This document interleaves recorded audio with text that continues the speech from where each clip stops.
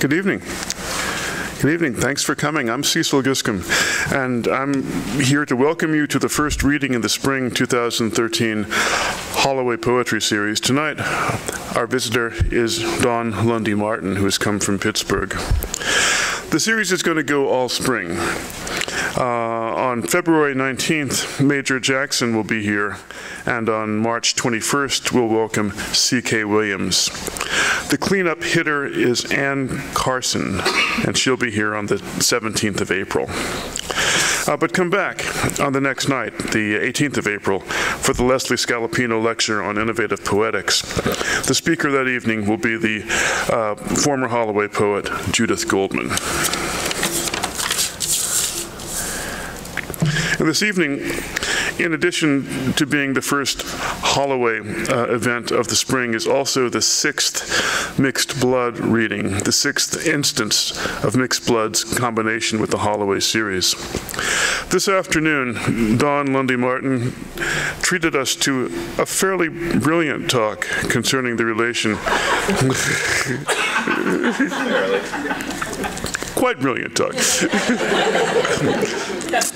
Concerning the relation among memory, trauma, race, gender, and the body, and the problems in poetry and elsewhere of containment and familiarity.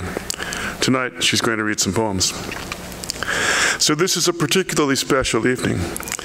And it's even more special because Mixed Blood 3 is out and for sale over here for $8. It features poetry and talks by John Taggart, Brenda Coultis, Wade Compton, who are visitors to the series. It also features paintings by Caroline Kent, including the cover. We launched it yesterday at University Press Books with readings by Hugo Garcia Manriquez, who's also reading tonight, Samia Rahimtullah, who's doing the introductory honors tonight, and Juliana Spar, a contributor to the first Mixed Blood back in 2003. Thank you all for coming. I'll get out of the way and let the evening commence.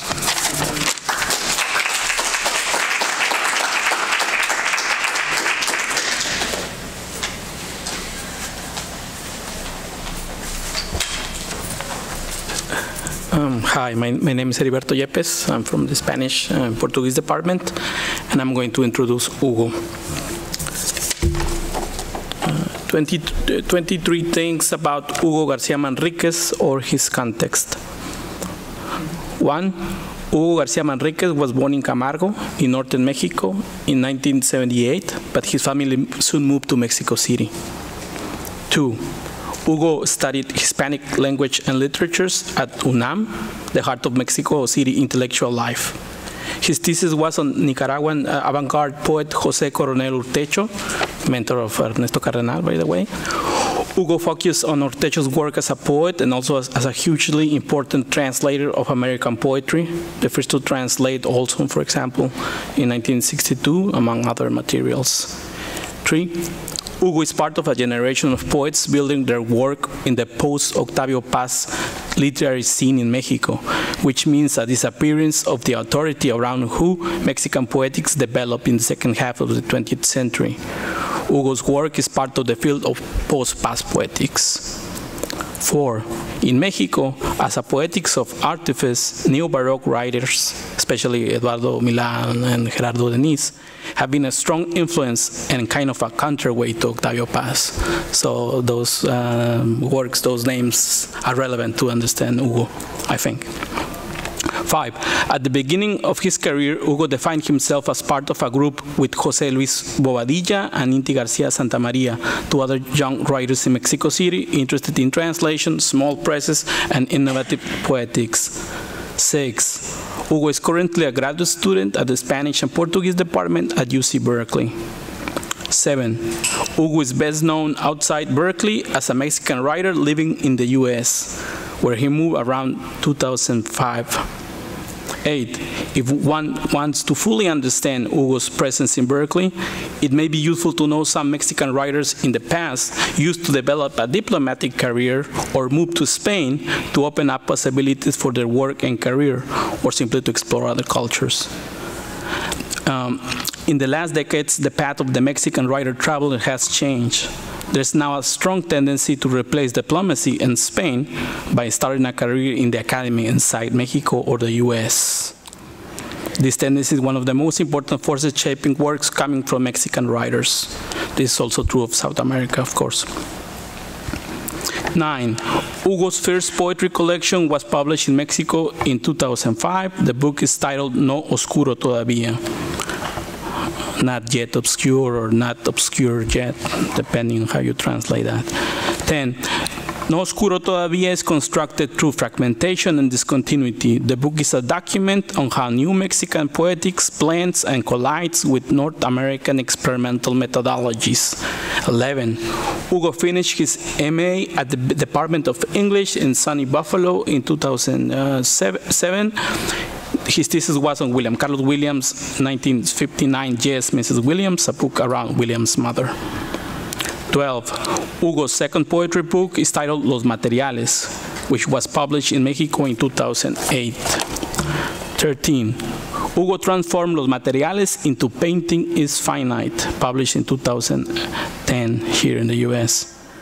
14. Hugo is also a translator. 15. Hugo is a bidirectional translator.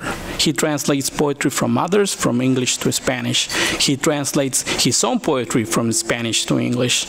Most probably, he will become a writer systematically publishing original work in the two languages. 16. Hugo translated William Carlos Williams' Patterson into Spanish, which was published in a bilingual edition by Aldous in 2009.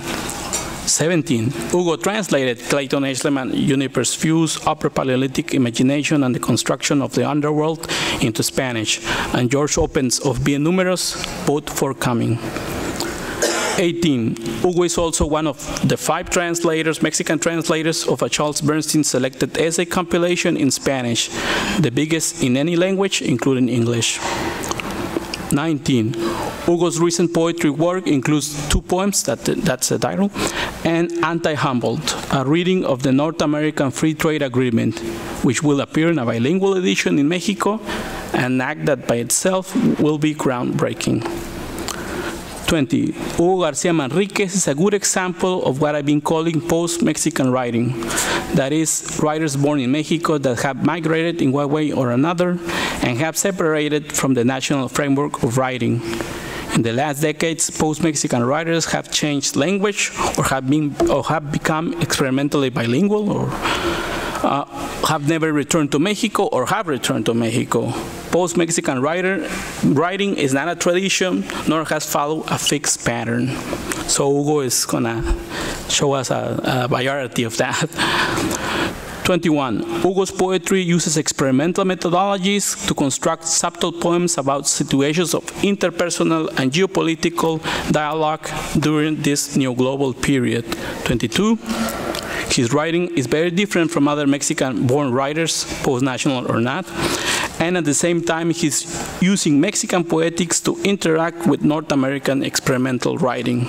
And last, 23, there are no typical post-Mexican writers. Post-Mexican writers appear when no typical agency can happen. Hugo García Manríquez's poetry is a good opportunity to listen to how written language can react to a different phase of transnational processes and how written language can critically participate in the becoming of this new transnational structure. Thank you.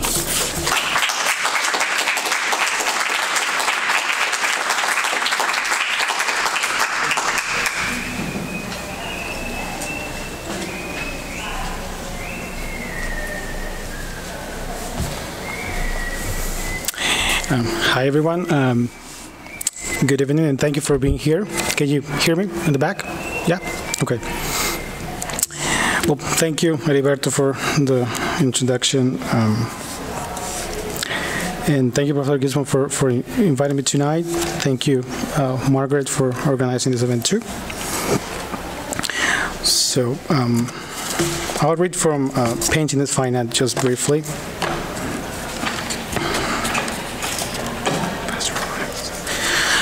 Or one rides on the cold, believes he's moving away from abstraction only to enter through the back door, the fear of representation, of going back to representation, that is, animosity.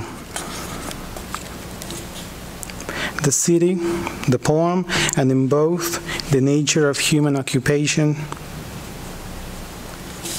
What awaits is love, as language awaits the terms of its own insertion in the world.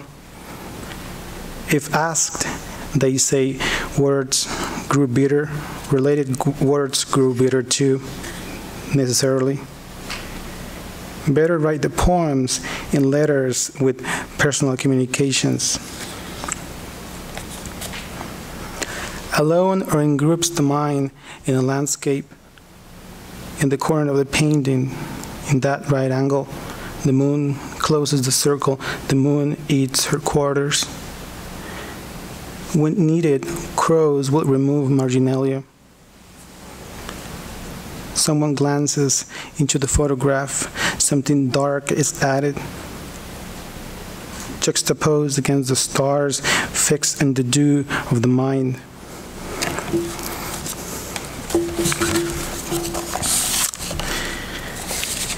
And then I finally realized what I wanted to say last night during the launch of Mixed Blood. It'll take just 2 minutes, I promise. It's a quick note.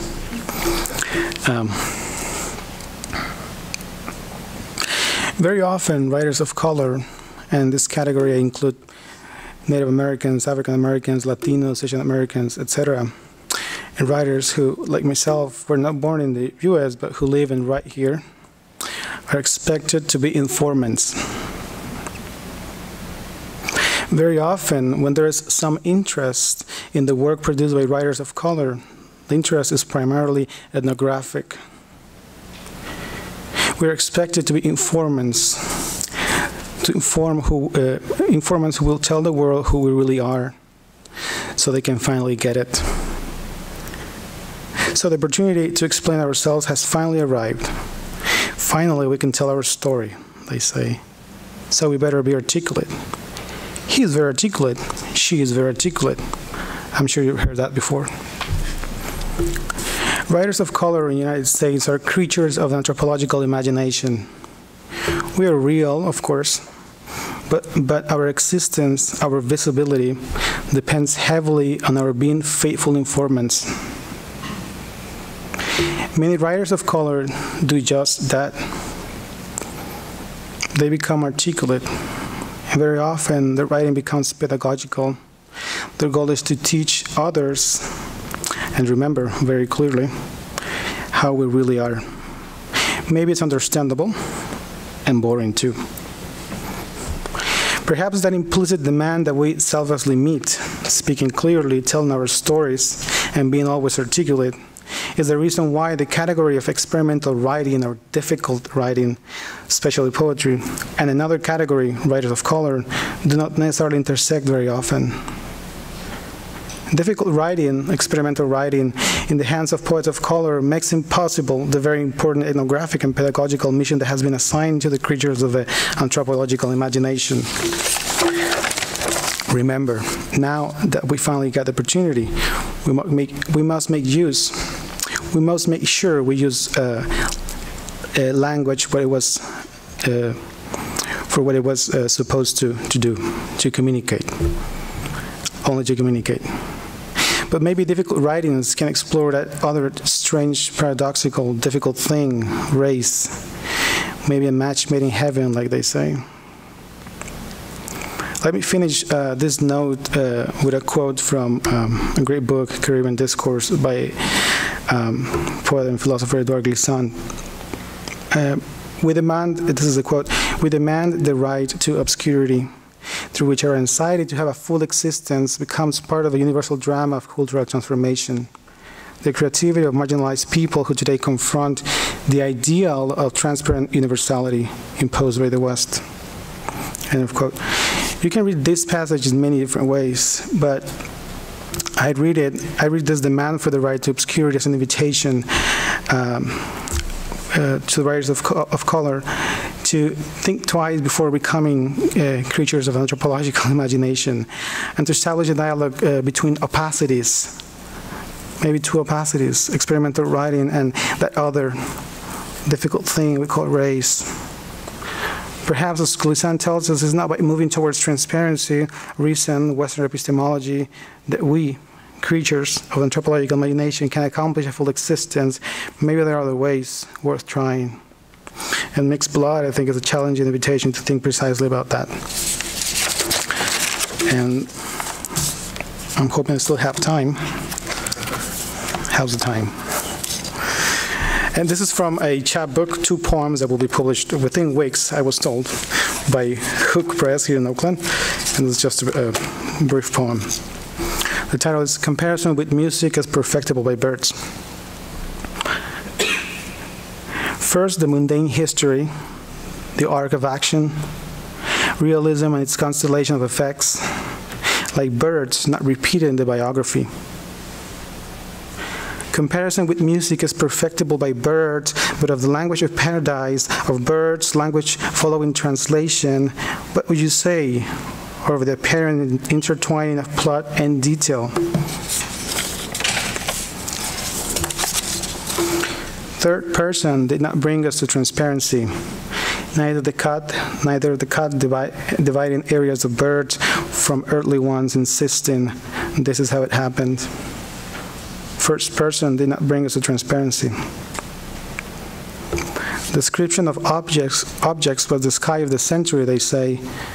But what if the sky doesn't end there, if we're all wrong and the lyric returns as an act of true realism? Mountains far away at the same time and close, all along that intermination we move over smooth particulars, some more prominent than others. Cows graze on language, commonplace of grass. Pollen is metaphysics in this town, its imprint on particles. We walk moved by urbanism's promise, its recurring theme, we say. This vast outside, thick, the poem emancipated from labor, though it surrounds it. On this instance, the entire constellation among scattered facts and ferns. Is there still time for another? Yeah. Okay, and finally, I'll read from this manuscript, Anti-Humboldt. It was basically an erasure of the NAFTA agreement between Mexico, US, and Canada in 1994. So I basically erased 90% of the words on the page. Otherwise, country, for purposes, otherwise, or a citizen. Territory means any areas beyond islands, including the islands, the continental shelf and the submarine shelf, waters and interior, space located above, seabed and subsoil, which include the 50 states, the foreign zones, areas beyond the territorial. Shall consult with a view, marking any measure requiring spirits of the party, spirits, thus not of the total, require the disruption, matter arising at least once each year, 30 days respecting the factual. Essentially of images showing the nature. Films are of a kind, form of surtext or surcharge, domestic, rendered, arising out of, and spirit. Under bond, bonded, maquiladoras, and inward. Sewing of the household. Machines or heads with straight seams, straight needle, containing in the same housing at least a, including one or two in the same housing, the rest of the system, and grinding with two or more, hammer percussion or dirt and mixing, and two, or knead dirt and for up to, for one, two, or mechanical mechanism for, over but not over, reciprocating over but not over, with but and without for any kind of presented, other than the type for racing, except bicycles and tricycles. The caravan type, including cryogenic or hoppers of milk, collapsible gooseneck axis, bear a country, accept any reasonable method, incapable of being marked, cannot be marked without detracting from its appearance. Marked in a manner is a crude substance, the forming which is to undergo becoming by reason, even though it is not marked 20 years, be substantial. World, it occurs. In the world, it occurs. Secrets, in the sense that it is not as a body, actual or potential, because it is secret. Documents, so long as the condition in paragraph 1 exists, dilute. Thank you.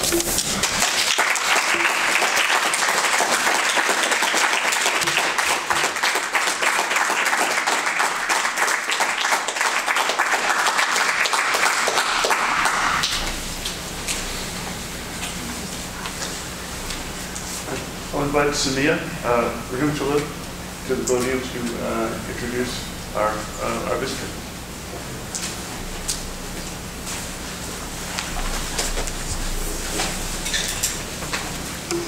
Hello. Does this work? Can you hear me? Yes, okay. Don Lundy Martin's poems begin in the territories adjacent to speaking. They map the body's efforts to approach language and enunciate it in ways that are never clean, easy, or fluid. Tongues, mouths, and flesh itself get involved in the process. Bodies carry their histories of torture, enslavement, and incarceration that mutilate and coerce their testimony. Mistakes are made, stammerings. In one poem, Martin writes, "Blath said by mistake and begun again. Bath said clearly. But in the end, Blath returned, more persistently, unofficially, because it was dirty." It is this dirtiness of speech, a residue that troubles its recognizability and efficacy, that her poems return us to again and again. Yet what so moves me about Martin's poems is that it is here, at the very site of the speaker's struggle with language's shard-like shattering, and the recoil of what one wants to say against what can be said, that the urgency of testimony becomes most palpable. Between poundings, she writes, the body cracked R, cracker, crack her. Don Lundy Martin's second book of poetry, Discipline, continues the poet's interest in the difficulties of translating experience, personal, communal, historic, into language. Here, Martin combines the density of the prose poem with an intensely charged lyric interiority that contests the coherence of the speaking subject. In one poem, she writes, "The eye struggles to become a part of the reeking body. The body drifts off to fuck like a ghost." The poems of this volume are haunted by forgotten histories of violence that emerge when least expected. She writes, "There are bodies stuffed in trees. We know that." In these poems, the evidence of the suffering produced by centuries of racial violence is both ubiquitous and invisible.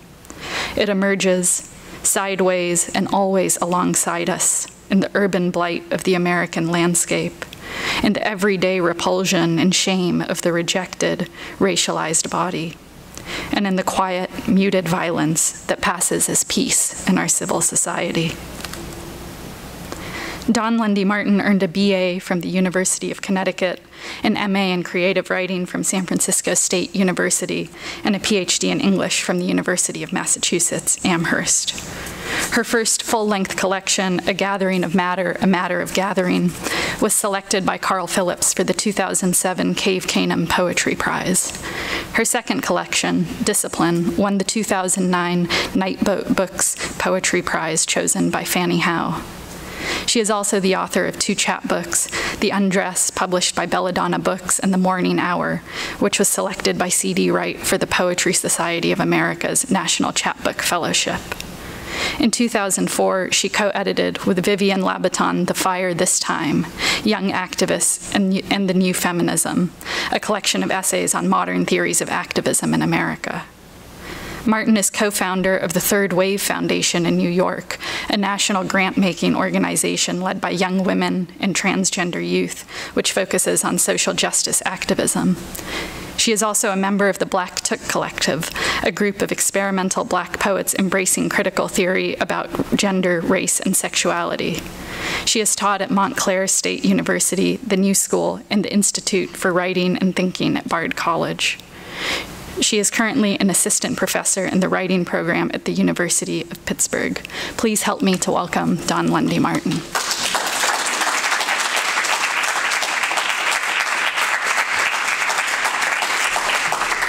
Thank you. That was a terrific introduction. I was going to say some things, but I feel like you said them. I will say that, I've been thinking about this notion of mixed blood and thinking about, these kind of the intersections of identity that I talked about in the talk earlier, race, gender, sexual orientation. Maybe I was thinking about the possibility just now that perhaps gender is also like a kind of blood. And I wanted to start with, I'm going to read a very old poem from A Gathering of Matter, A Matter of Gathering.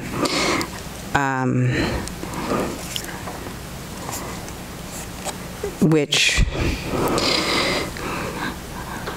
speculates perhaps around that notion. The Undress. They say erased. Someone once said, once sung a lament for the destruction of the beautiful. Emblem brandished upon entrance into tribe. He spoke two words I did not understand. I think he said it's hateful or it happened.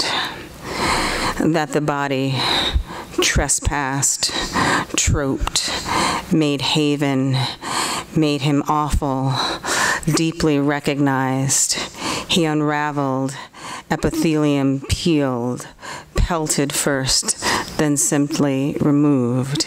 He was what we might call, would most likely call, an ugly black man. To dance, he thought, in the cover of night, finally unseen. He wore robes. He untied his robes, let them fall gracefully to the floor. Some kind of spiral, he thought, some kind of mirror for my lakes of grief. They say betrayal. He had undone it, reversed time, made no allowances, poured it all into a stinking black bowl. What human form sleeves out of, an imagining outside itself, a grasping of the garrote, a phylum called unsatisfactory. The meat is work. Porous skin finally gone, gouged.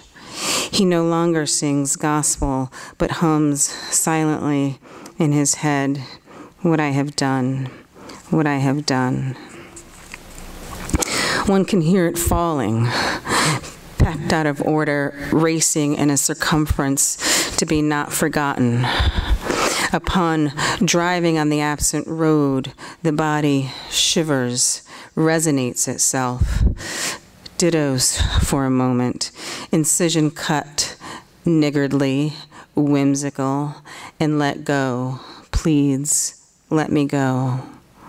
Struggles with wretchedness, attempts to scream, curls back into, settles as butterfly would. I am unpractical, wanting desire, not to be fragrant, to be raw, a bone, not to bend, to slumber. They say, love your body, love yourself. Have seen the blur of it. Have endured cosmology. As a crack on a wall endures flawlessness. When the basement sweats a mental note, the body is not indestructible. Click. One can create erosion. Oh, my tin cup is too full. It smothers. I stumble, stammer the word strings. So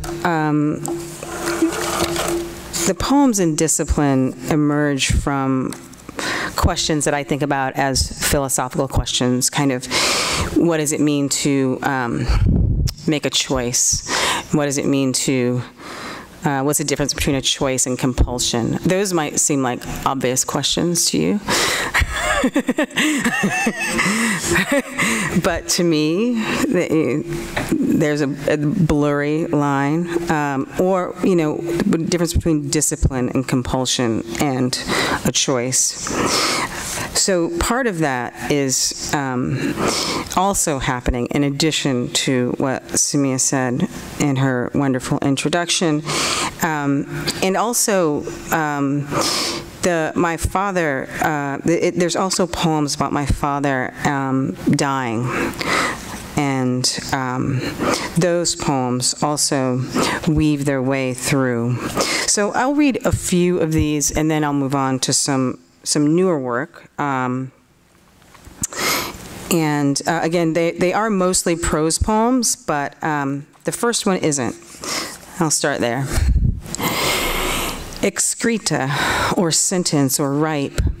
Here the mouth held, grip over, and flood liquid, a defecated magic. Everything said was surprising, cosmologica in seconds, and breath attempts under weight metal.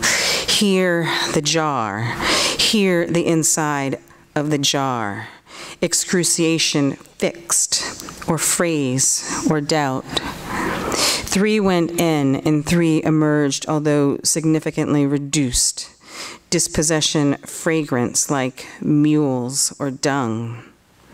When one is told the structure or the method and the staggering absence of, or the omnipresent existence of, it becomes difficult to get on the subway or bathe one's own body. These are acts of forgetting, though they appear to be acts of resistance or love.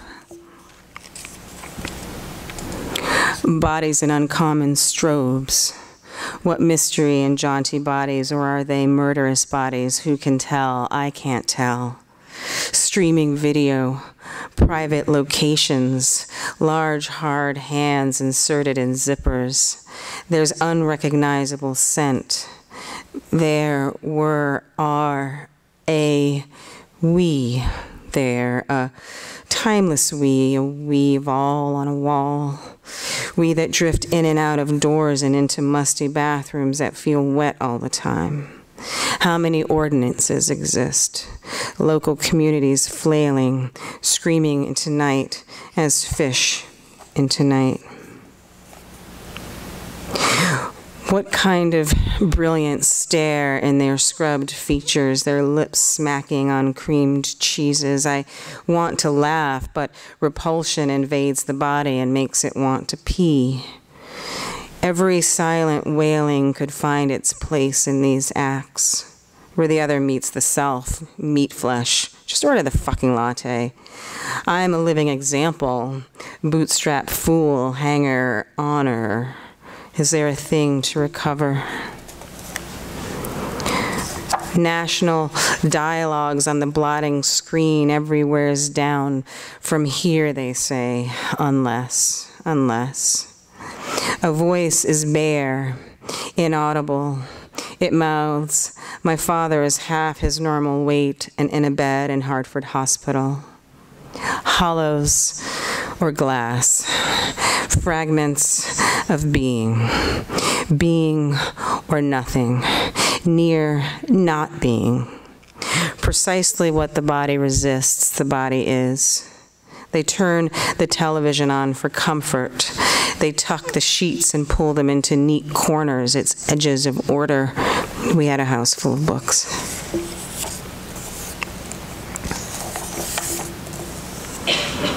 Before the effort and desire, one hurries into the porn store and then hurries out again. She is the only one hurrying. Everyone else is motionless, recoverying.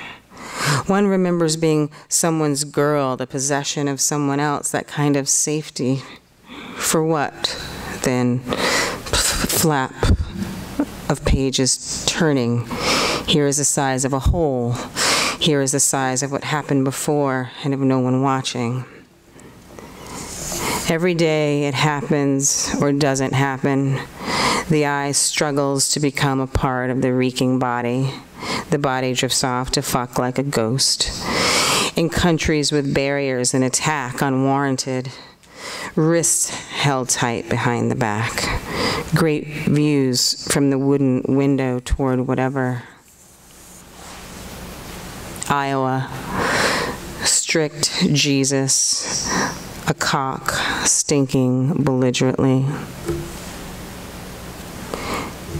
In December, lights blanket snowing streets, a dark girl under cover of white. There is no world outside of this. Walls of white and white bliss. Flakes sting skin, undeniable and wanted.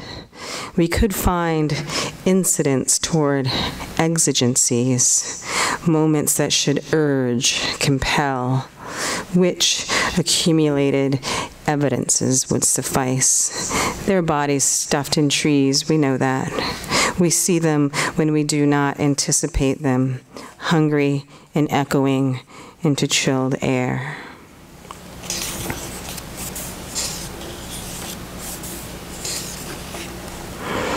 Illness is measured in ability. How much can the body do? Illness is measured in ability, how much the body can do. Can you still go to work? Are you productive? Do you stay in bed every day or just some days? All day or part of the day or night? What do you do there? Whose eye did you poke out? Which lids were broken? What color are your stockings? How many times do you wear them before you wash them? Indicate the hand on clock ticking. Indicate which things are broken and which are already fixed. How many black waves riddle the body each day? What is your definition of a common cold? Who's out there and who's in here? Are you sure? You have to be sure. You can take what they give you, or you can fuck the whole world, maybe even yourself. Just open the mouth square and press pills toward back of tongue tube the throat and imagine an easy procedure. Everything's digital now and precise, nothing to fear. Date rape won't ruin you. The eye is a condensed system. If you follow the instructions, you can't accidentally overdose. Gray goose sentries yell into speech. You're perfect. You're fucking perfect. Either way, walking is like swimming through Delaware, and you barely notice. Mine is a dagger buried in my parents' backyard. Door spills open, oil pool leagues, and a tiny body wades around, listless. This is a partial history of fabulously forgetting. We drift inside dreams to escape the dislogic of hunger. Cracked bodies dislodged out of, well, ice cream parlors, telephone booths, husks and fabrics made for shields.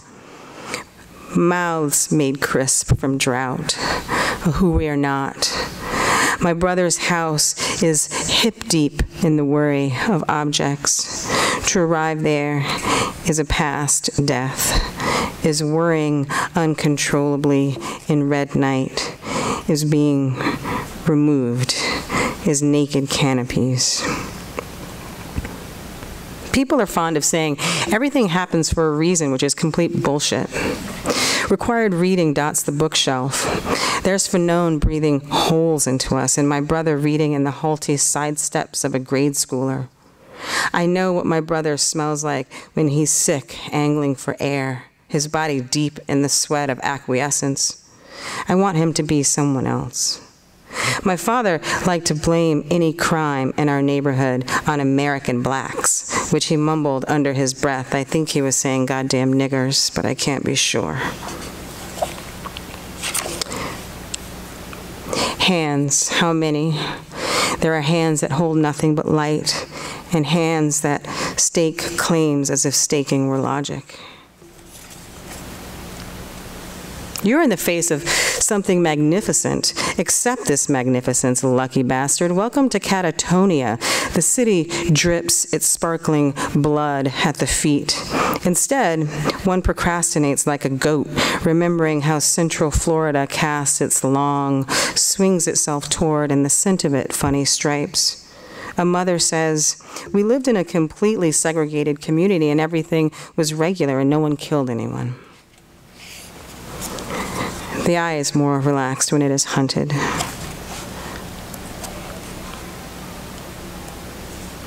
Preening and primordial. This is our zoo. The organs in a fit of attempted resistance, saying to each other, let me. If permission is granted, it is only temporary. An official language describes it all. Multiple growths, diseased marrow, these percentages, survival, and what denotes healthy. So comb the hair. When he returned from the hospital for the first time, hair matted and down his neck, I cut my father's ridged hair in the kitchen with electric clippers.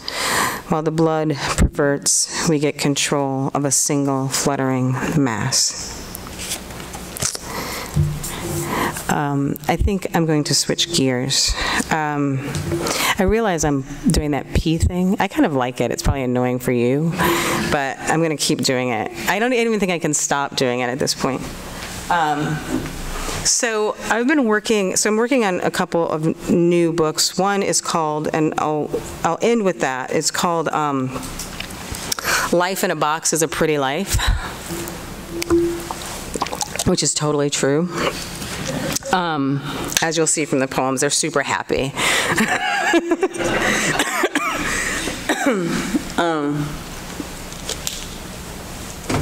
But I'm going to have a kind of palate cleanser here before I read you a couple of those. And this is I don't even know what the title of this piece is now, but it's about Tilda Swinton. Right? For reals.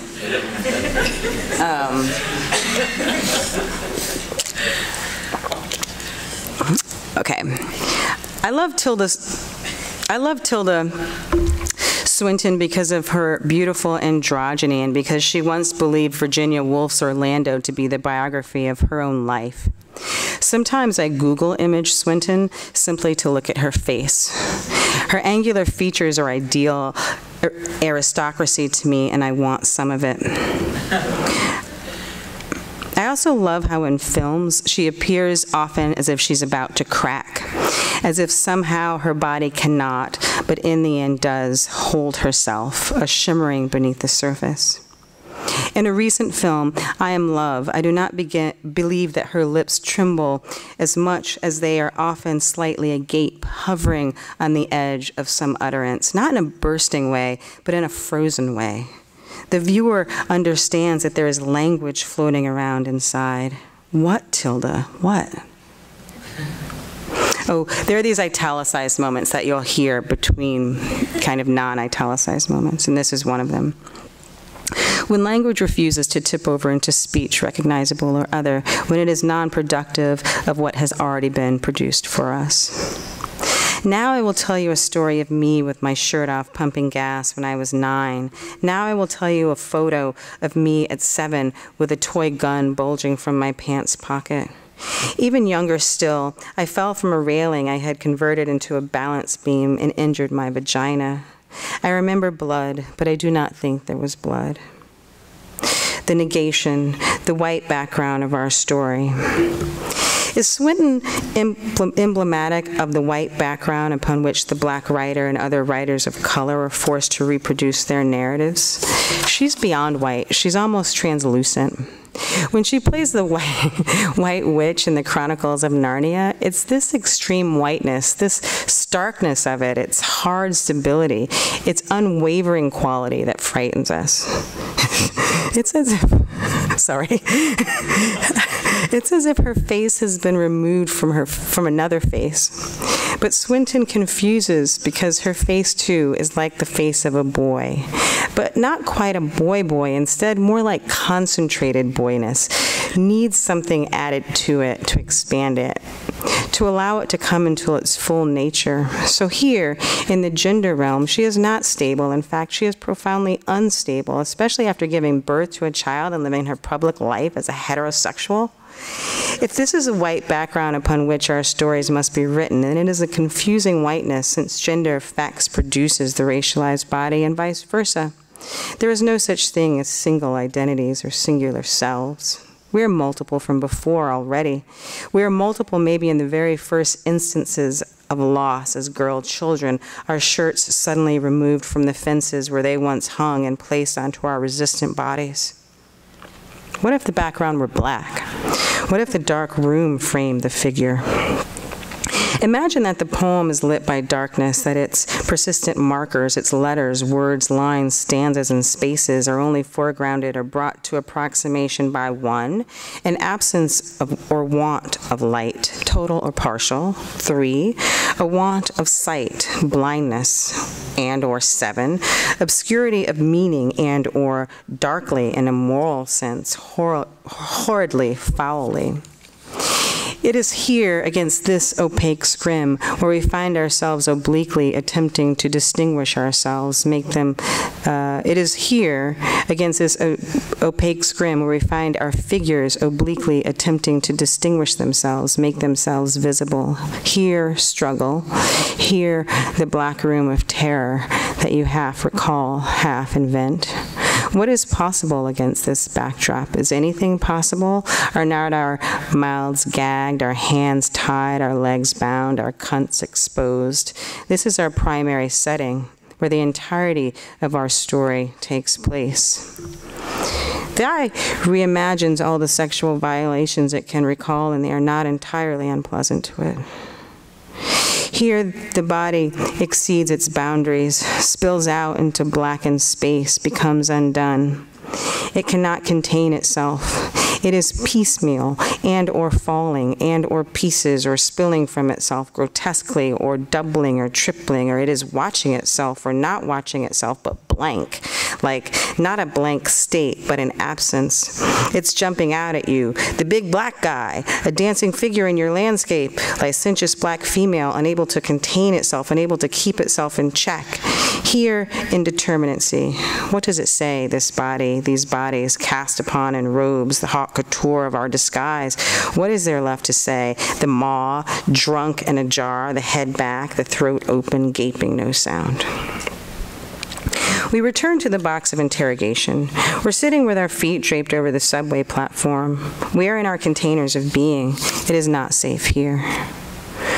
To want is to dream into black space, powerful abstraction. When Tilda Swinton plays Orlando, she's as white as sun-dried bone. Her cheeks tint orange. I have trouble seeing her eyelashes. Is she eyelashless? Tilda attracts me because, save her gangliness, there are indications to me of where the body refuses something. It saves something for another time, later. This is what I mean when I say privilege. I want her to be stone. I want to place her in permanent stasis. Who can say which gender? Gender permeates but is under investigation. I am writing about Tilda's container because it seems a container of resistance and unfazed by gender discourse, not recognizable. It is a body that investigates instead of being under investigation. I want to kill her. I love her. But it's the container that interests me. The uncontainedness of her container, the resistance of her material, the freedom in that. Conversely, the body is in the midst of a traumatic event. Conversely, the body in the midst of a traumatic event is a body in radical and pronounced conflict. This might be the racialized body or other. The body is not in its own control. She attracts me because in our culture, the black body is always spilling out. It cannot be contained by its borders.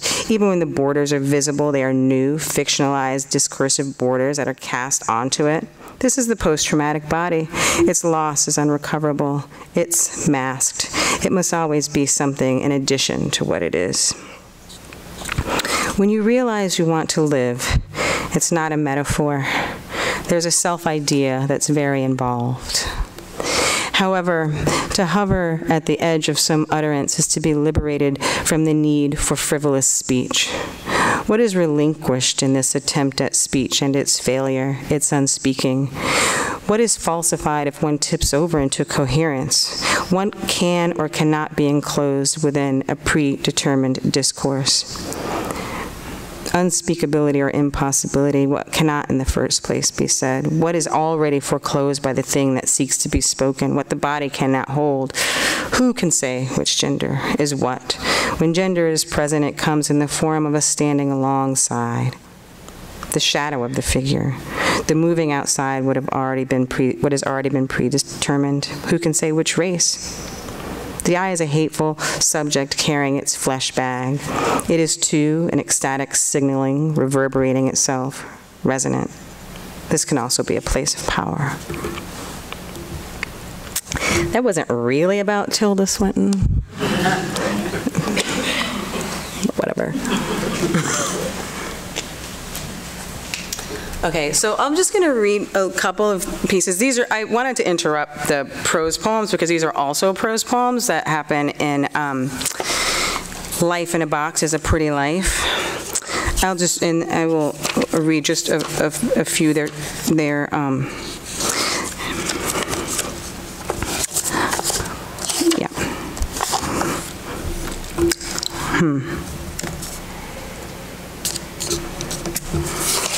Oh, they're in reverse order. Hold on.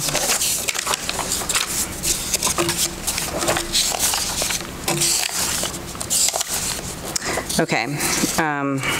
Maybe I should read them in reverse order. What's going on? Okay. I'm not reading those. Let's read those. Okay.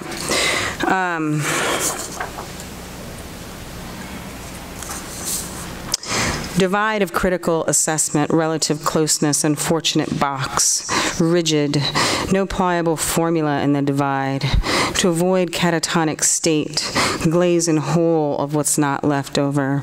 They say there are traces, that there will always be traces. It's a fiction anyway, a construction of the mind's needs, that they hold on to filament gestures as material. In the hole, we'll find a digging, fingernails deep in refuse. Here is the trash heap, nothing there except a muted wailing. The orator's on the horn. The orator is telling his life story. We walk the long, hot sidewalk toward water. Touch here is imperative, to hold up contact of suspense and wanting, to prop up or sustain, to call into being from elsewhere, or a reminder of access. Lake interminable.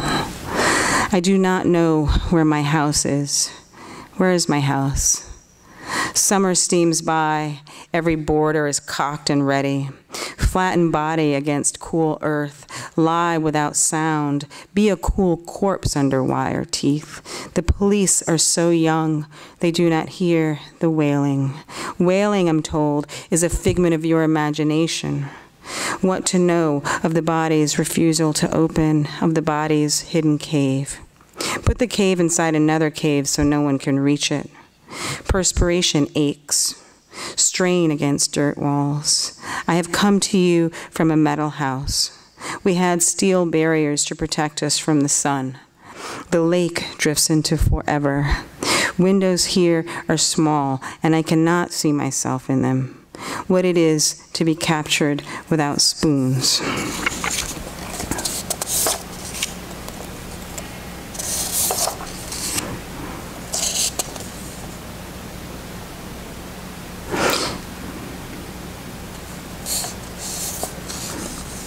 Dear one, the sea smells of nostalgia. We are beached and bloated, lie on shell sand, oil rigs nowhere seen. It's Long Island and the weather is fine. What to disturb in the heart of a man? A boy is not a body. A boy is a walk. Shed the machine. Must be entirely flesh to fight. Must be strategy instead of filling. What to disrobe there, centrifugal logic, as in, here's a slice of my finger, tell me the circumference of your cock extension. When we slip into imprecision, we lose control. Windowless walls close in. Awareness of being in a female body, a tinge of regret. The human frame to adapt itself to convention, though she herself was a woman. To receive, to be entered, to fret around upon entry. It's grand. I'm a system, tall, plants tall as wheat to hide in. When blanched in suspension, when turned white from irons, when hung by one ankle. Hail knocks down midday. It's beige, a black arm extending out. Without fodder, a voice plays background saying, a body is a piecemeal accumulation, it's already fraught. We attempt to construct wholeness, no debris, no breaking off eastward. To button up in a tight gray sweater what has been released. Order, we know, is love. Without clothes, the body feels its own flesh suddenly. To imagine fear when it's not present is to evoke the erotic, is to prepare a cool, wet cloth on the body's surface, a cleansing, a room is tied down, a single chair is anchor, feet flat against tile, tied ankles to chair, legs open and relaxed. Notice a faded spot in the wallpaper, a distant sound outside the window. We are challenged. We are devout in action. Here's the thing about being a prisoner. It's transformative. Daytime brings a fat robin, merciless in its presence. Everyone is dreaming again. Thank you.